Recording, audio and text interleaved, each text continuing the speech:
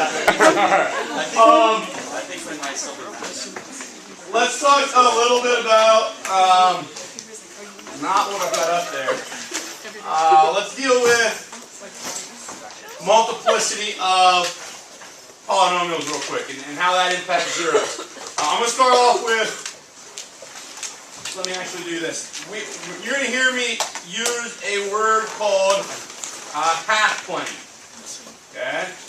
All that I mean by that is that if I look at those two quadrants, that is half of the XY Cartesian, whatever you want to call it, plane, right?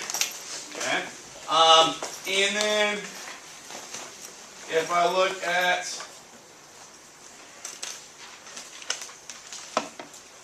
that region, the third and fourth quadrants, they are another half plane. Does that make sense? Okay. Basically, the x-axis just divides your two-dimensional plane into halves, right? Top half, bottom half. Okay. Your y-axis does the same thing, so you can compare. You can put these two together and say these two over here are a half plane, and these two over here are a half plane, right? But for multiplicities of functions, I just want to talk about the top one and the bottom one. Okay. So let's write a function in here. Let's say that we have f of x is equal to, let's do something really easy, x minus 3. I don't know why it's doing this. This last year. Let me just delete that out. And then for some reason it fixes it. Alright, so we go from, you see then at the 0 of 3. If I take x minus 3, set it equal to 0, I get a 0 of 3. You see that at that 0, you pass through one half plane into the other, right? Okay. Let's see how changing the multiplicity of this function, or that 0, I guess, changes the way the function looks. Okay? Because right now, that multiplicity, you could write it this way. I don't know if anybody would write it that way, but you write it that way. Raise to the first power, right? But I'm going to raise it to, instead of the first power, I'm going to raise it to the m power. He's going to ask me to create a slider. Yes, I want to create one of those things, but I only want to go from 1, let's go 15, and we'll go by increments of 1. Alright, so you see then that when m is 1, you get that line, right? Okay, you got a 0 of 3. Now you got a 0, still of 3, right? But if you were to expand that thing, it would be x squared minus 6x plus 9, right? And then when you factor that, you'll get x minus 3 times x minus 3 is the way most people would write it initially. And that gives you x equals 3 and x equals 3, right? You get the same solution, but you get it twice. And we call that a double root, a double 0, or a 0 with multiplicity of 2. Multiplicity meaning how many times it shows up, right? So you see then that when we go from multiplicity of 1, where you pass through the half planes, from one to the other, with a multiplicity of 2, at that 0, you bounce back into the plane that you started in, right? As I move from left to right, I'm going to get down to the 0, and I'm going to bounce off that 0 and go back up into the same plane that I originated from. Okay? If I would put a negative out in front, we know that negative simply just flip it, right? Flip that picture, and you would start in the white half plane, come back up to 3, and then go back down into the white plane. Okay? So you don't, with multiplicity of 2, you don't cross over the 0. Okay? You just touch it. Does that make sense? Well, then I go multiplicity of 3. Now we're back into passing through the half planes, right? Okay, so that's x minus 3 times x minus 3 times x minus 3. What about x minus 3 to the 4th? What do you recognize? It's back to being kind of tangent at that point, right? Okay. Now when I zoom in, you know, people are going to say, well, you're not tangent at 3 because this point right here looks like it is as well. Okay. But zooming in and maybe even putting a point on here for you, point G, and looking at that point, let's, not to make a real distinction, I'm going to have a lot of decimal points. Okay, so the y value, as G changes, that y value is changing. Even when I get down here, is that y value still changing? Yes. Yeah, okay. But when I get to 3, the point disappears, I don't know why. But set undefined, it's defined, it's just their y value is 0. I think the tool that allows you to pick a point and move it around, drag, it just doesn't know what to do there. Maybe it does. Well, I don't know what's going on. So there we do get to 0. But still quite a bit of rounding problems here, right? That should be a 3. So maybe if I go out to 15 decimal, we see that it really isn't 0, it's that number, right? So that's kind of proving to you maybe that even though it looks like we are touching the x-axis from there to like over here, you're really not, okay? And like I said, we can zoom in and everywhere. If I zoom on 2.96 far enough, and I'm not going to do it because it's going to take a long time, you will eventually see a gap between the x-axis and that orange curve. Okay, and I know that sometimes is an issue that people struggle with, and we'll make sure we understand. Let's get back to standard view. All right. So that's x to the 4th. All right, it's x minus 3 to the 4th. What if I go to a multiplicity of 5? What's it do again? It's an S. Yeah, it's crossing back into that half plane, right? From one half plane to the next half plane. Multiplicity of 6, what happens? It's now tangent again. Yeah, tangent. 7 passes. 8, tangent. 9 passes. 10, tangent. 11 passes. So what's the pattern here that we're seeing? Vince? Odd numbers, they pass through the x-axis, Alright. whilst even numbers are tangent to the x-axis. So, we all recognize that, right? But that ends up being a very, very important principle for what we want to do. We want to graph these functions. We want to have a good understanding of these functions. Okay? So when I give you the polynomial x to the 4th times the quantity x minus 2 cubed times the quantity x plus 1 squared. Okay? Now that is in kind of the ideal format right now. Okay? We don't know enough, or we do, but maybe we're not good enough at it yet, and maybe we only spent a week or 2 weeks on it last year. We don't know maybe the best way to take this function, like we said, it's x to the 4th times x to the 4th times x minus 2 cubed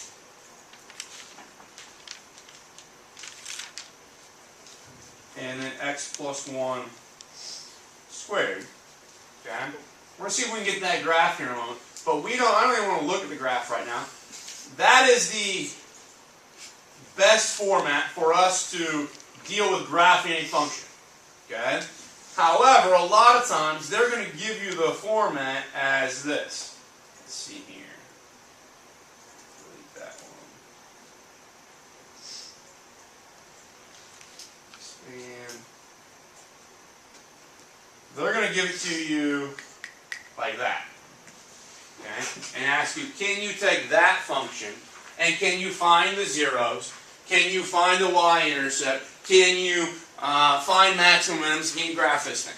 Okay? And to do that, we have to have the ability to factor pretty well. Okay? And I'm going to try to help you with that tomorrow. Okay? I'm going to start that process of factoring things to the 9th power, to the 12th power, whatever power you want to. And you know, you guys remember synthetic division? Hearing that phrase? Or doing long division with polynomials? And if we talk about, all factoring is division, then we should maybe be able to get x to the 9th broken down to this stuff here. Okay? But if I look at x to the 4th, x minus 2 cubed and x plus 1 squared. There's some things that we want to talk about. In order to graph this, we need a series of points. We need specifically the zeros. Okay? Maybe write down the things that we want here. We want zeros. Okay? And their multiplicity. It's going to be important. We want maybe a y-intercept. Okay, we want in behavior.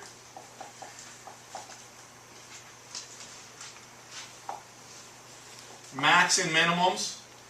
Okay, and it might not be until calculus that we can really do that real well. But that's kind of a handful of things that we want to be able to determine for our function. Okay. Now, when I look at this, that should tell us the end behavior, but we might have to do a little bit of thought before we actually get the end behavior. Because I want the end behavior, remember, is determined by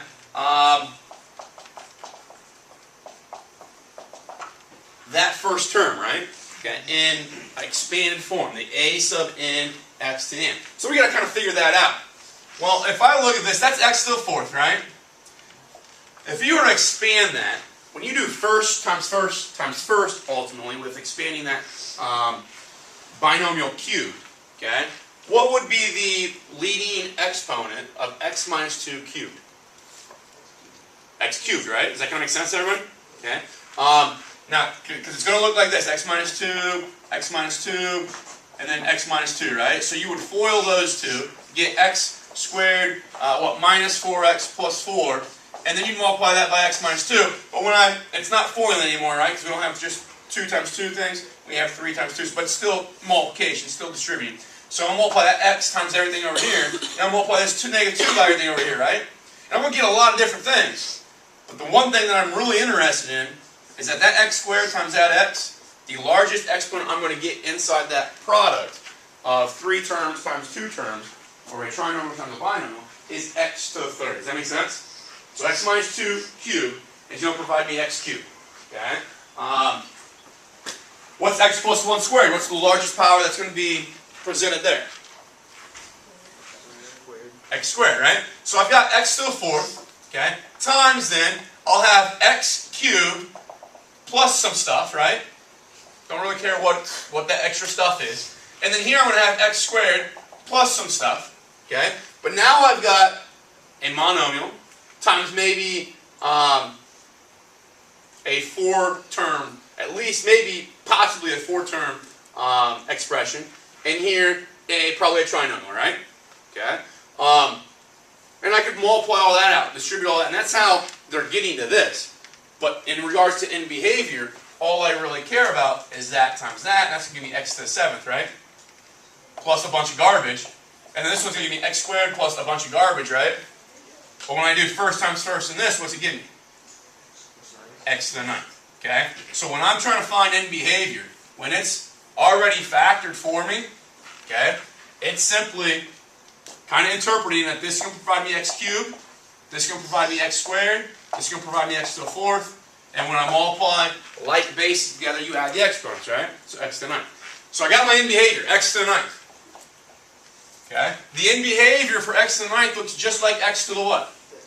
X to the 3rd. And that meant as x went this way, as x goes to your right, y goes to positive infinity, right? Okay? And as x goes to negative infinity, y goes to negative infinity. Okay? As you're doing these, it might take maybe a little bit more work if they start giving you like coefficients for your x's and your binomials or whatever. Okay? But it's the same process. You got to do a little bit of multiplication with those coefficients to figure out what actually is your a term. Okay? But I think that's something we can all do. So we got our end behavior, did that. Okay, let's and this is kind of maybe the order that I would do this stuff in. I would go then to zeros. Okay? Well, it's really nice that this thing is already factored for us, right? Okay? This here is a 0, right? A lot of times maybe you would write, I guess you wouldn't write this, but you could write it this way. X minus 0 to the 4th, right? And this is one that people overlook all the time, but that is a x-intercept at 0, right? Okay? Now, what this really means is that you got x minus 0 times x minus 0 times x minus 0 times x minus 0. So how many times do you have that solution of 0? 4. Okay? So I'm going to plot that point. I'm going to plot that 0. And I'm going to write underneath it. I know you can't really see it very well. I've got to write small. But I'm going to write multiplicity of 4 there. Multiplicity again, just meaning how many times that 0 showed up. Okay. I'm going to look at x minus 2. Okay. X minus 2. What would be the 0? Okay, or the x-intercept that comes from x minus 2? 2. Okay. So we'll find 2 on here. Okay. Now, how many times does it show up? Yeah. So there's a multiplicity of 3. So right now, thinking what we did in that GeoGebra activity, we should know kind of the behavior that's going to happen here around 0, 0. We should have an idea of what the behavior is going to look like here around 2, 0. Okay? And then when I get my last 0, what's my last 0 there going to be? Negative 1. And it's going to have a multiplicity of what? 2. Okay? So I got my zeros, got my end behavior. Let's talk about y-intercept. Okay? When I have just x to the 4th, x minus 2 cubed, x plus 1 squared. Okay?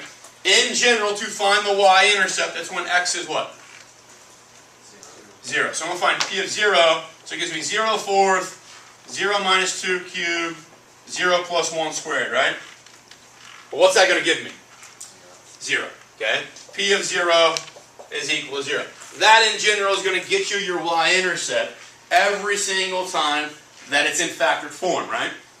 We know if it's an expanded form, your y-intercept is the non-variable component, right? It's the constant term out there. Is there a constant term? No. Okay? So, if there is no constant term, can't you write this? Does that make sense? So now you do have a constant term and it's 0. So there's your y-intercept. Okay? Another thing to think about, and this is going to allow, it doesn't happen all the time, but when you have an x-intercept that is 0, 0, then your y-intercept is 0, 0, right? Because if this point here is existing right there on the x-axis, it's also on the y-axis, right? I can't have a different, it is a y-intercept, okay? I can't have 2 y-intercepts, right? So if I have 2 y-intercepts, we violate this thing being a what? Function, fails vertical line test. Okay? So there are some times that you can maybe alleviate a little bit of the work by understanding, well, if you got an x-intercept there, that is also a y-intercept, and you don't have to then do that one. You've already done it. Okay? Maximum minimums, we'll talk about that after we kind of construct the graph here. We've got our end behavior. We know that end behavior has to be maintained. Okay? So I'm going to start graphing this thing. I'm going to go left to right from my end behavior marks. Okay? So I'm going to go left to right, and now I'm going to get up to this multiplicity of 2. And it's an even multiplicity, so do you pass through the half planes, or do you bounce off of it and come back down? Bounce off and come back down. Okay? That's going to be tangent there. Okay? Now, I don't know, this is the whole thing here, maximum minimums, and how calculus is going to help us eventually. I don't know how far this thing's going to go down. Okay? But hopefully we do understand that if I bump there, it changes from increasing to now decreasing, right? And I've got to eventually get back up to the x-axis, right? So I'm decreasing, but I got to get back up to the x-axis. So at some point, I have to turn, right? Okay? Sometimes these maximum minimums are called turning points. But you have to be able to go back up and find that other 0. So at some point, you do have a minimum, right? Okay? Now, there are some ways of doing this. Maybe we choose that x value of negative 0.5, and we plug it into this function. Okay, so we go, I'm not going to do this, I'm not going to calculate it, but go negative 0.5 to the 4th, negative 2.5 cubed, and then 0.5 squared. We can multiply that out and get the y value, and then accurately kind of figure out where that shows up in relation to that x of negative 0.5, right? Do I go all the way down here? Do I go there? Is it a little bit more shallow? Whatever. Okay. Right now, I'm not really too concerned doing that with you. If you need to do that on WebAssign, it's just they're called test points. You just choose an x value, plug it into your function, see what the y value you get back is. But we know that there should be some minimum here. We just don't know exactly what it is. Okay. Then we'll go up and we'll get to this x-intercept. Okay. Now when I get to that x-intercept, It's a multiplicity of 4. So do I pass through it or do I bounce off of it? Bounce off of it. Okay? Just to kind of maintain really what's going on. The greater the multiplicity is, we kind of talked about it, you know, x squared, it's kind of like that, right? X to the 4th was more like that, right? It's fatter there around that 0. So that's a multiplicity of 4. So I'm not just going to get to it and bounce off. I'm going to approach it pretty slowly. And that's something I'm not really too concerned with you being able to do, but it is a feature that's useful. Now, I don't know how far down this thing goes, but I know that I'm decreasing right now, and I need to get through this x-intercept. So I need to eventually do what? Go back up. I need to turn. Okay, so maybe it comes down like that. I don't know.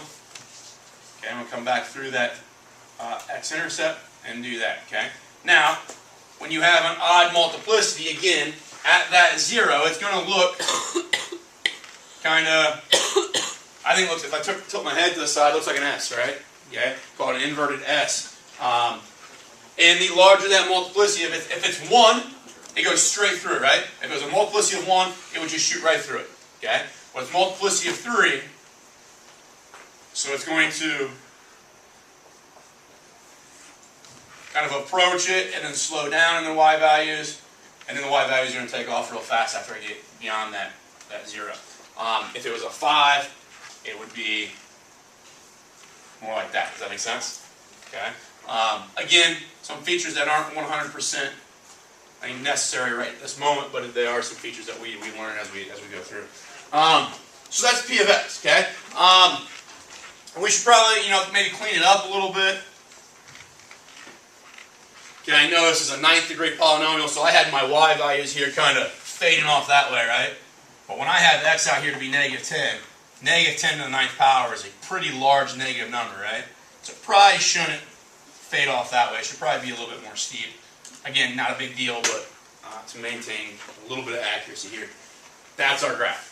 Okay. Now, when we look at that graph, what we are confident in, if I bring this up on GeoGebra,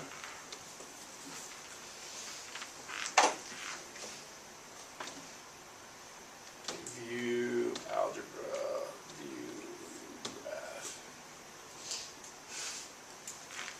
Okay. We are extremely confident now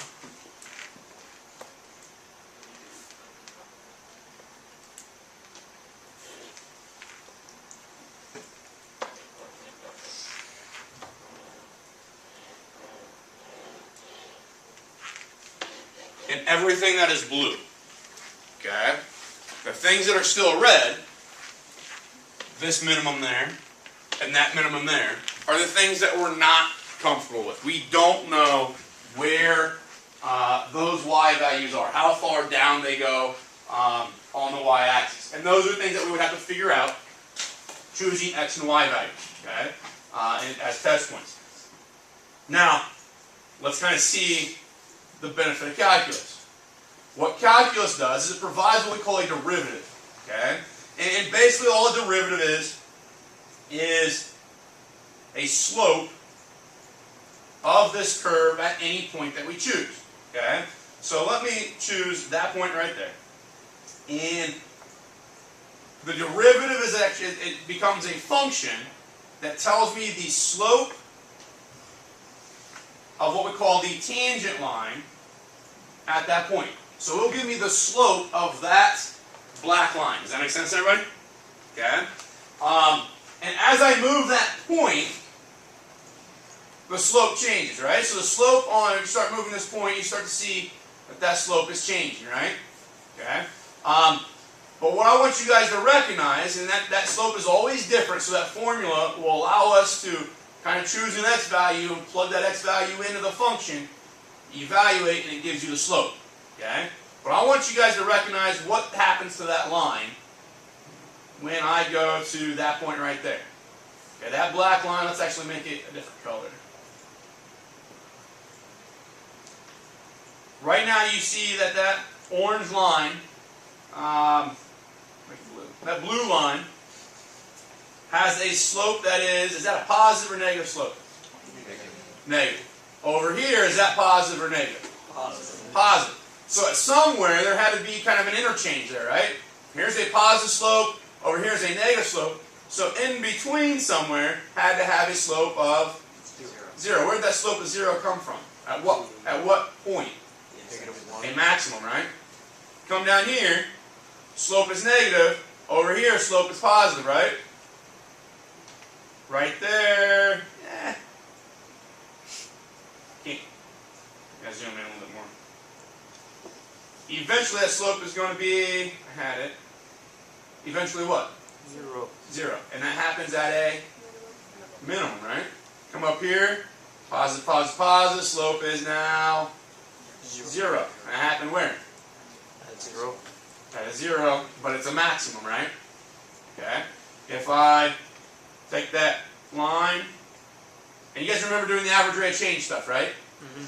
Okay. That average rate of change was getting us to be able to find this blue line slope. Okay. And when you do derivatives in calculus, that's how you will spend a good portion of like 3 or 4 weeks at finding derivatives. But then it gets a lot easier. And then we get a slope then again of 0, and that's that minimum, right? Okay. So what we end up with is the idea of what we call the first derivative test, and it will tell you where those minimums occur. Is that okay? Okay. And it's very easy then to find out how low we should plot those points on the y-axis, or how high we should plot them. Okay. So right now, not too concerned on the heights of these. Okay. But to get the graph to be kind of comprehensive, we do want to choose some maybe thoughtful test values. Okay, you know, if I'm looking at 0 to 2, probably a thoughtful test value might be 1. Does that make sense? Halfway in between.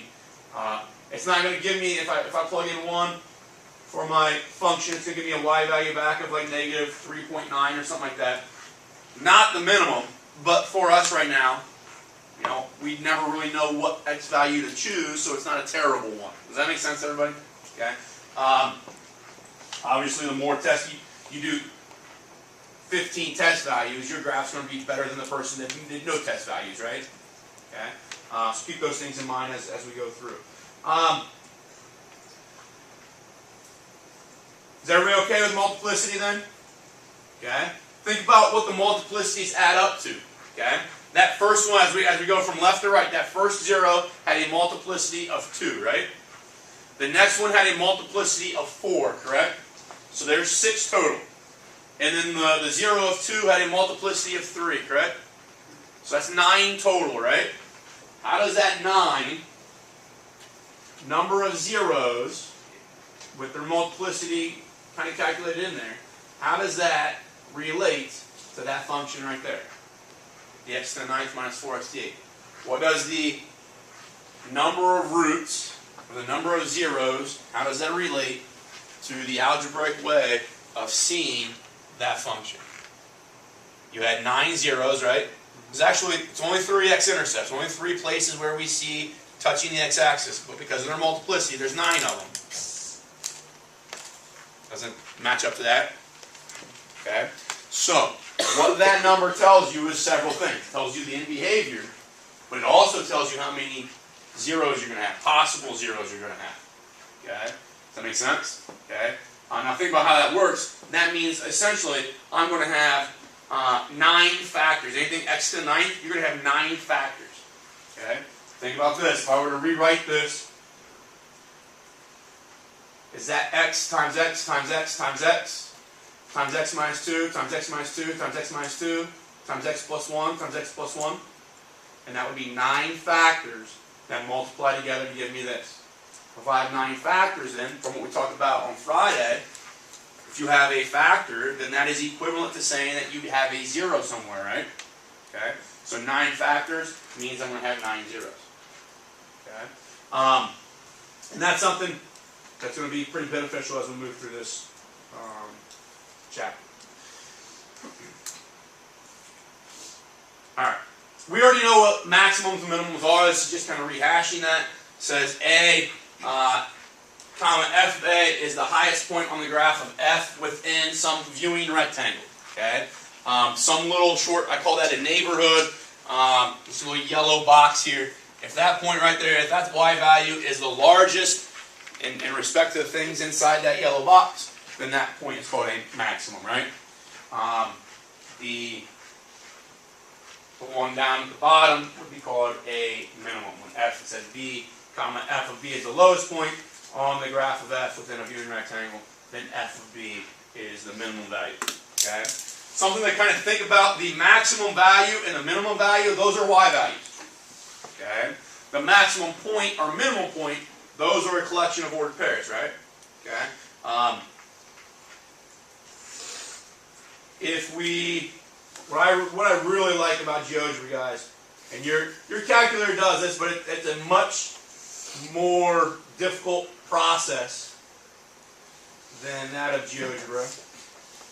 If I want to find these maximum minimums on GeoGebra, all I have to do is click point, go down to the word extremum, and then click my graph, and it identified all my maximums and minimums for me, where they occurred, what their x values and y values are. Okay?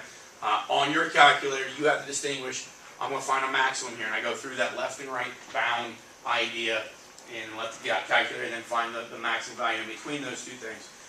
So it is doable in your technology, just GeoGebra. I think Desmos is also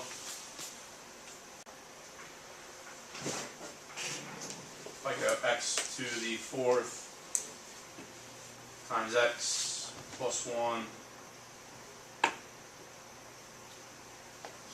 squared times x minus 2 cubed. Okay. This one, I believe, if you just click the curve, it provides those points, maximums. Click the curve. There's a maximum. There's a minimum. There's a maximum.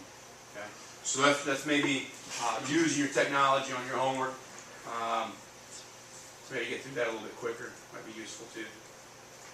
But here's what's really important. We call these points local minimums and local maximums. Okay. But the local maximum and minimum points on the graph are called its local extrema. Okay. Local extrema. Extreme just meaning largest and smallest, right? Okay. The way I read that, and those of you that are better in English than me might already know this. Extrema, I'm assuming, is the maximum and minimum points up top. Extrema is the plural.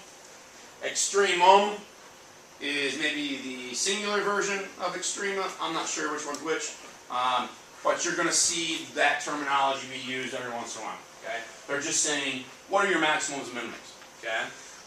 In this theorem, it is pretty useful for us. It's pretty informative in regards to knowing how many maximums and minimums collectively I could have. It says if p of x equals a sub n x to the n, it's got that general polynomial form. So if you're dealing with just a polynomial, okay, of degree n, okay, and that's what that says. So we know, we look at this, we know it's of degree n because it's that exponent right there that we're looking at. It's the leading term. Then the graph of p has at most n minus 1 local extrema. Okay?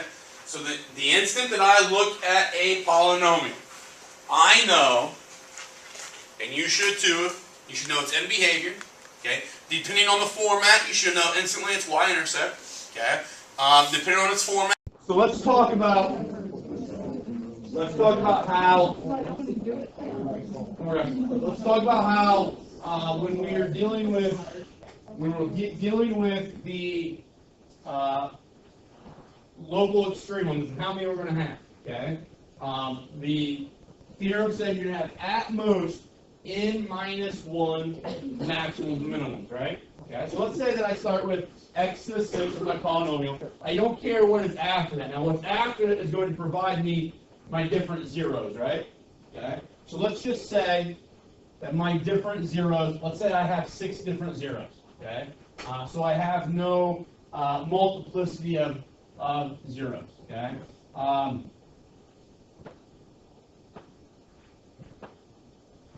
2, 3, 4, 5, 6, okay?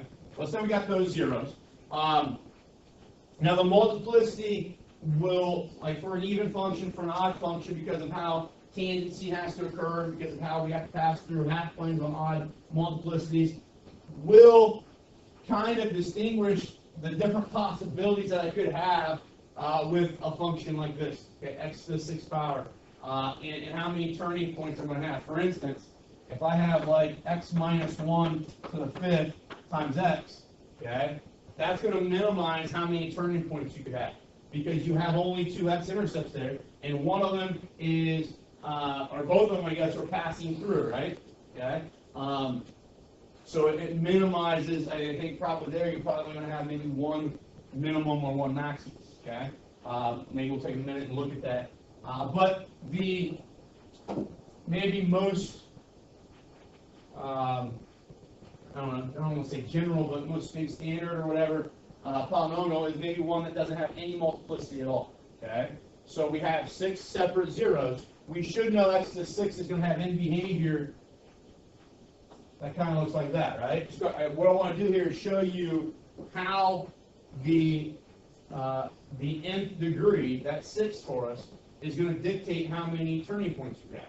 If I have 6 separate zeros, and I have my n behavior, those two things working together says I need to come down through that through that x-intercept, okay? Touch it, because it's multiplicity of 1, I've got to go through it, right? And then I've got to go come down, and now because I need to go back through that x-intercept, what do? I go back up. So right there is a turning point, right? That is a maximum or a minimum, in this case a minimum. I then need to do the same thing because I've got this x-intercept, and I need to get through this next one. I've got to start eventually turning back down, right? So there's another maximum. And I keep doing that until I get through to my last intercept, and then I've got to follow my behavior. Okay, how many maximums and minimums total do you have there? 5, right? Okay.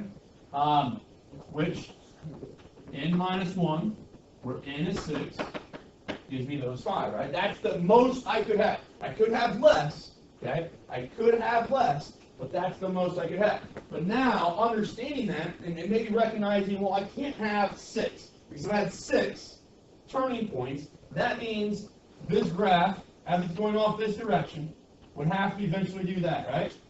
Okay? And now how many, if it does that, okay, that would be a 7th turning point, right? Or sorry, a 6th turning point, sorry. But does it follow the correct end behavior that we should have? No. And you're probably thinking, well, if that's the case, if it does do that blue thing, I'm probably going to have maybe another x-intercept. No one always, but maybe you have another x-intercept, and that would change it to an x to the 7th, right? Okay? So it starts violating some stuff. Now, here's the thing. If it's x to the 6th, okay, you can start to say, like at this point here, well, I'm going to do this.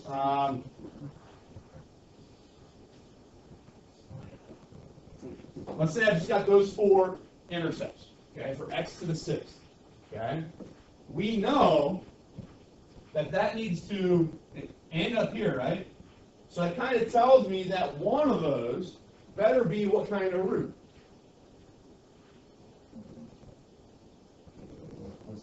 One of them has to be a multiplicity too. Maybe it's this one. Maybe it's that one that has to be a multiplicity too, because I can shoot back up there, right? Okay. But if it's not that one, maybe it's this one. And I would bounce off there, but then eventually I have to come back up through, right? Okay. Still have 6, 1 0, 2 zeros, 3 zeros, 4, 5, and then that one's 6, right? Okay. And you still have that in behavior. So you start to see, maybe, and we can do the same thing with that one, we can do the same thing with that one, we can do the same thing with that one. But you can start to see then that there's a certain relationship on how many zeros you have, and then how many of them could be double roots, maybe how many of them could be triple roots, and that kind of stuff. And then how that changes your number of turning points. Because now, if this is a double root here, now I have 1, 2, 3, 4, still 5, I guess. Still 5 maximum and minimum. What if I did this? Let's say that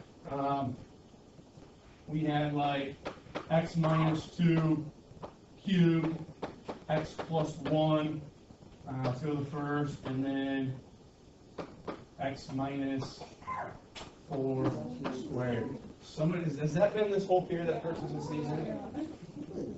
Is it missing poles? Alright, so let's say that we got 2 there, so that's a multiplicity of 3. Let's say we have -1 here. So that's a multiplicity of 1, and then, well, that'd be 2. X minus 4 as a multiplicity of 2 there. So probably rewrite this a little bit better. So this is an x value of 2, x value of 4, x value of -1. This is a multiplicity of 1. This is a multiplicity of 3, and a multiplicity of then 2, right? We know our end behavior has to be like that because it's x. If I multiply that all out, it's x to the 6th. Okay. If I start graphing this, okay, I come through it's a multiplicity of 1, so I come through it. Okay. Now here, it's a multiplicity of 3, so again, I'm gonna come through it, right? But now I gotta get down to this x-intercept, okay, and it's a multiplicity of 2. So I gotta touch it, and then go back up, right? Now how many maximums and minimums do you have? 1, 2, 3, right? Okay. It's not the 5 that we had earlier, right? The n minus 1 doesn't tell you how many you have. The n minus 1 tells you how many you could have. Does that make sense? You can't have more than that, but you can have less than that. You can have ultimately none. Okay, we've seen with x squared, you could legitimately have, or not x squared, say, I don't want to say none, you could have 1. Okay, let's say I have x to the 6th.